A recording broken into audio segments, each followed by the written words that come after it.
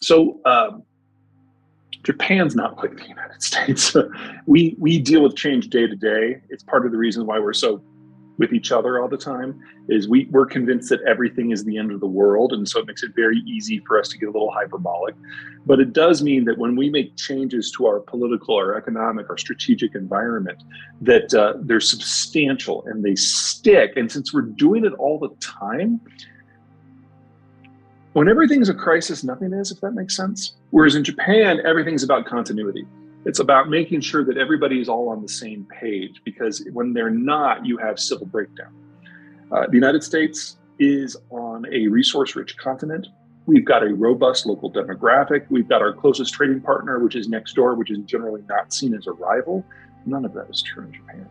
In Japan, you've got a population that is in collapse. Its resources come from more than a continent away, and its primary trading partners, Korea and Japan, are either countries that they don't like at all or countries that they fear/hate. So everything about Japan, they just try to hold the line. And that works in a globalized environment. When you've got the Americans that are making security decisions for you and providing the economic resources in the markets for you, this can hold. And so Japan has not seen significant cultural change since the surrender in 1945. Enter Abe. Abe was convinced that this was an artificial period. He was right. He was convinced that it was coming to an end. He was right. And he was convinced that if Japan did not start making some changes, they were going to be left behind. So the two big policies that he had, one of them he called the three arrows, which was an economic policy to kind of get Japan's economy moving again after 30 years of stagnation. And in that he was called half successful. And the other half was to get the Japanese thinking strategically again. What is a world where the United States is no longer caring about globalization? What's a world where globalization is no longer something we can rely upon for markets and access? And so we got Japanese thinking about the wider world again, and that is something that has absolutely outlived him. We've had modifications to the Japanese constitution, just tweaks here and there to reinterpret what defense force really means. Abe's government went to speak to Donald Trump to basically buy themselves into America's inner circle so that no matter what happens with globalization, the alliance is solid. And Biden's successor has struck off a fairly good follow-on relationship with Joe Biden now. So when the Americans think about long-term strategy, we think of Australia and Britain and Canada, maybe Singapore. That's about it. But now we think about Japan too. And so that was just a huge strategic coup. The idea that Japan is now part of the inner circle of American allies. That is no small achievement. No one else has come close to anything like that. A helpful thing that you pointed out in your previous work is this idea that as Japan has gone through these shifts, it's actually represented something maybe perilous for the order of the time. Japan in the 20s, Japan in the 30s. Do you think a Japan which is going through this shift change is going to be a stabilizing or a destabilizing force for the status quo in Asia? Oh, definitely destabilizing. The whole idea is to get in with the the departing superpower and get into that network so that the Asian network can crash and burn and Japan does not have to overly worry.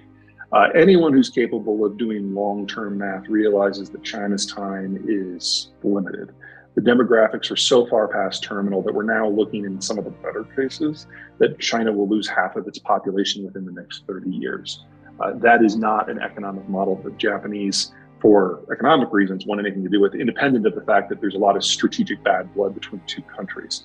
And so once you take the largest navy, the United States, and the largest economy, the United States, and pair it up with the second largest navy, Japan, and the third largest economy, Japan, a lot of things become possible that weren't possible before, and none of them involve China.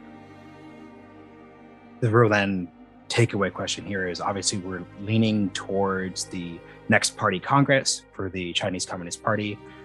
Later this fall, that's going to mark a really important time. Obviously, you just said you're not particularly bearish on China's long-term prospects, but I'd like you to talk through bullish. Bullish. Yes, correct. Very bearish. Important fact check there. But in terms of just like the short-term prospects and just Xi Jinping, of which this party Congress is effectively about. Like, how do you really rate his performance and then how he should be thinking about things going into this moment in the fall? I'm an American, so I've got a vested interest in this. And anything that the Chinese do well is something that concerns me a little bit. They have done nothing well for a very long time. The demographic situation is so far past terminal, it's almost comical. And because of that, China is no longer competitive in most mass manufacturing. So even if we weren't looking at a population bomb here, we would be seeing the steady erosion of economic strength out of China regardless.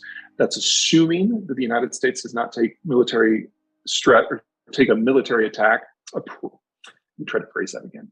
That assumes that the Americans do not use the military card to try to mess up China's world, because the Chinese are completely dependent upon American strategic largesse for their economic model. They import raw commodities, they export finished goods. They don't have a navy that can look after those needs. They rely on the United States for that. So the United States could just, instantly crash the Chinese system if it wanted to play that card.